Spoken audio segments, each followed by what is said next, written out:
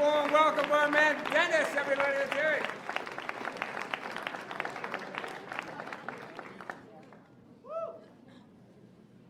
So it's a hot summer night and I can't sleep. I'm 19 years old. I've just watched the 11 o'clock news and Johnny Carson because I'm a good person and that's what I do on summer nights.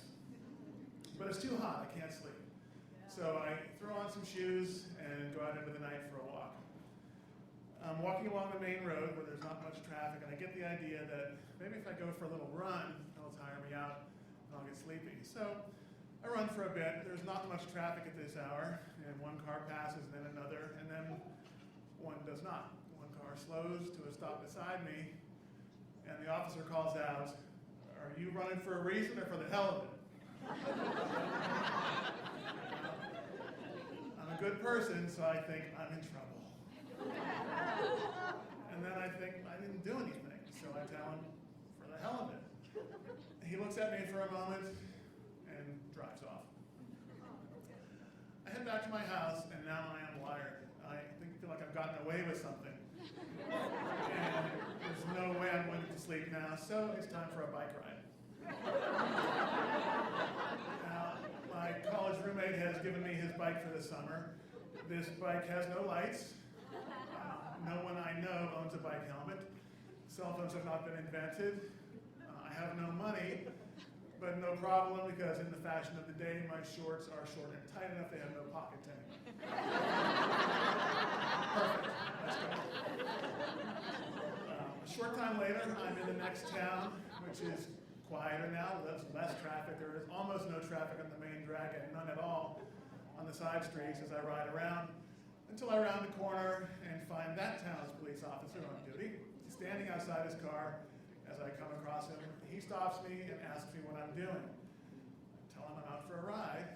He looks at me and asks me if that's my bike. I'm a good person, so I tell him, no, it's not. And he becomes very interested in me. He comes over and inspects my bike, and sure enough, he finds the City of Harrisburg inspection tag on it, registration tag that my roommate had put there. The officer backs away, a little disappointed, mumbles something about, well, as long as it's legally borrowed or whatever that's something. And he sends me on my way. So I cross the river and continue my ride into the night. A while later, I get to the next town, which is even quieter than the first two I'd been to. There's no one awake in this town. They're alive. They're not awake. So I can glide down the middle of the main drag, just riding the center line with no cars in either direction until, off in the distance, that town's police officer approaches me. He doesn't stop. I don't stop. I drift over into my lane, and we just look at each other as we pass slowly in the middle of town.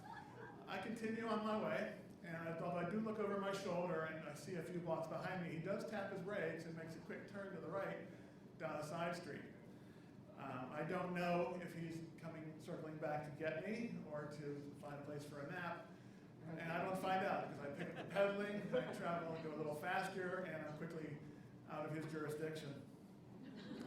A while later, I get to another bridge. It's approaching 4 in the morning now, and I decide that it's time to head home. So I cross over, and I begin the ride home. I'm a few miles from home when I come to a bakery, a few miles from my house. It's owned by the family of my friend Carol.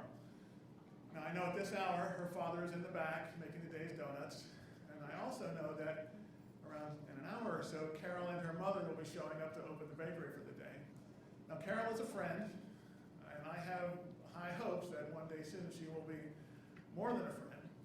So I get the idea that if I were to appear at her store at 6 in the morning after a wild night of bike riding, this might impress her somehow. So I cross the street and camp up on the railroad tracks and just wait for Carol to show up. Now, an hour later, it's about 6 a.m. Now the sun is coming up. Carol and her mother appear around the corner heading to the store, so I cross the street to intercept them and present myself, and they ask what I'm doing there. I told them as coolly as I can, ride my bike. In Carol's mother's eyes, I see a look of suspicion and bewilderment. In Carol's eyes, it's just bewilderment.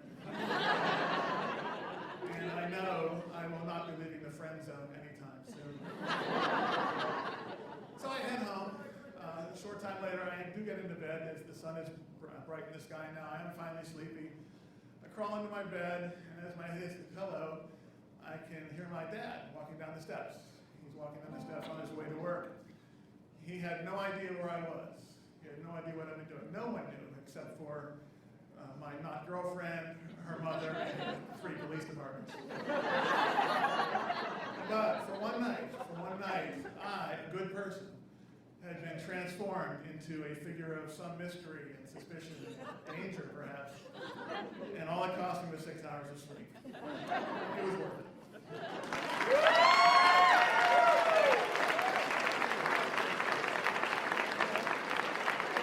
Dennis, everybody.